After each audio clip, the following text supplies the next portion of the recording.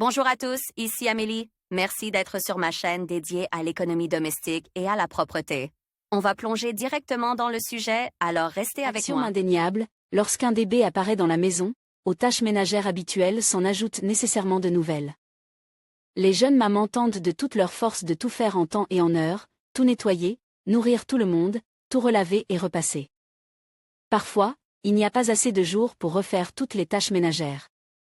Essayons maintenant de comprendre s'il faut repasser les couches, les vêtements pour les nouveau-nés, comment le faire rapidement et efficacement pour se ménager quelques minutes de repos. Que faire?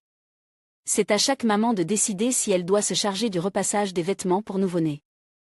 Après tout, les pédiatres eux-mêmes n'ont pas de réponse univoque. Certains s'opposent catégoriquement à la désinfection inutile de tout ce qui touche le bébé. Les microbes, qui craignent davantage les parents eux-mêmes que les carapuces, apprennent à l'organisme à lutter contre les infections.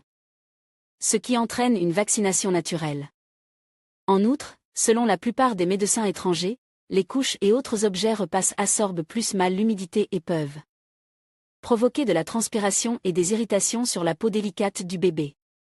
Quant à la plaie ombilicale, il suffit de la traiter à temps et de ne pas envelopper le bébé dans tout ce qui est stérile. Un autre groupe d'experts, non moins nombreux, insiste sur le fait que le fer pour nouveau-né ne doit être utilisé qu'au début, avant la cicatrisation du nombril. Avec le temps, la maman elle-même apprendra à déterminer quand le repassage est nécessaire. Argument en faveur du repassage, l'immunité d'un nouveau-né est encore faible, c'est pourquoi il est nécessaire de le protéger des bactéries au cours du premier mois de sa vie. Il est difficile de croire que les parents essaient constamment de laver les vêtements de leur bébé à 90 degrés C. Même si c'est vrai, le séchage sur le balcon ou sur le radiateur de l'appartement ne réduit pas le nombre de germes sur le tissu. Un fer à repasser chaud et la vapeur peuvent détruire presque toutes les bactéries et désinfecter complètement les objets en carapuce. Il est nécessaire de repasser les couches, les vêtements et ensuite de neutraliser les résidus de détergent, qui provoquent souvent des allergies chez le nouveau-né. Le tissu naturel devient plus doux après la cuisson à la vapeur et le repassage, ce qui est très important pour la peau délicate d'un nouveau-né. Les coutures repassées s'assouplissent également et n'entament pas le corps du bébé. Les couches repassées durent plus longtemps. Il est parfois nécessaire de repasser soigneusement les vêtements, surtout si vous allez à la clinique ou si vous attendez la visite de votre belle-mère. Après tout, les vêtements froids donnent toujours l'impression d'être négligés. Toutes les mamans ne souhaitent pas que leur bébé ait l'air d'un sans-abri. Repassez correctement. Pour ne pas brûler le tissu et ne pas changer de mode de chauffage pour chaque article, classez tout par type de tissu. Commencez par les basses températures et donc les matières délicates, soie, calicot, coton, flanelle. Le plus souvent, les couches sont en coton et en flanelle. Ce tissu aime les températures élevées, 190 à 200 degrés Celsius, et la vapeur. Vous n'avez pas suivi et le tissu est sec, humidifiez-le à l'aide du pulvérisateur, laissez-le quelques minutes pour que le tissu parte. Repassez sur les deux faces, même si le fer à repasser fonctionne parfaitement à la vapeur. Et il ne s'agit pas de bactéries désagréables, qui ne mourront pas. En effet, les fers à repasser modernes ont un pouvoir de vaporisation élevé, au cours de la procédure, ce n'est pas une, mais plusieurs couches de tissu qui sont désinfectées.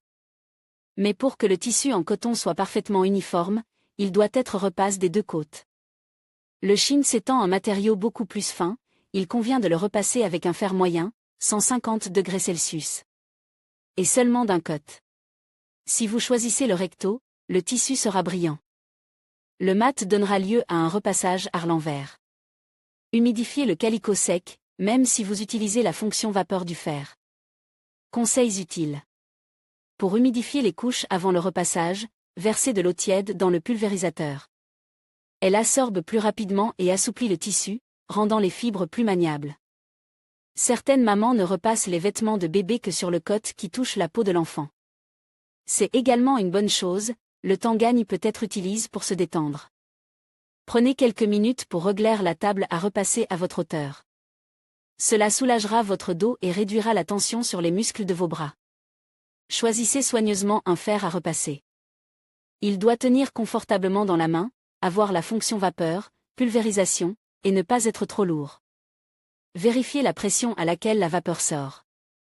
Avant de repasser, vérifiez toujours la propreté de la sortie de vapeur, de la semelle du fer. Elles doivent être parfaitement propres. N'utilisez que de l'eau distillée pour la cuisson à la vapeur.